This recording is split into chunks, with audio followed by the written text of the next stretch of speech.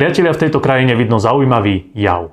Ficová vláda je čoraz agresívnejšia a arogantnejšia, ale zároveň jej padajú každým dňom čísla podpory. Už dlhé mesiace prieskumy ukazujú, že vládu by nezložili, ani keby sa spojili s čertom a s diablom, a zároveň posledný prieskum ukázal, že 2/3 ľudí chce, aby dali okamžite demisiu, čiže zbalili sa a vypadli od vlády preč. A ja sa preto pýtam, akým právom tu arogantný Fico, ktorý už je mimo reality, posiela študentov bojovať na Ukrajinu, osopuje sa slovníkom poslednej cenovej na novinárov, ktorí sa pýtajú na zlodejstva jeho vlády a jednoducho správa sa ako totálne otrhnutý z reťaze. Akým právom si tu Kaliňák robí miliardové biznisy, o ktorých nič nevieme?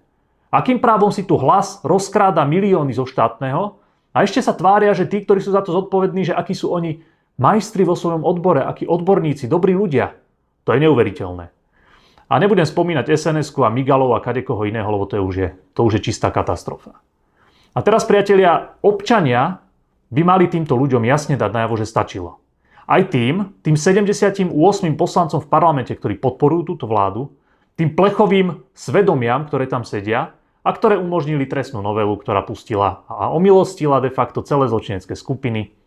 Ľudia, ktorí uvalili na občanov konsolidáciu, premiérovi zvýšili plat, dali doživotnú rentu, jednoducho plechové svedomia, ktoré sú za to zodpovedné a treba im to dať najavo.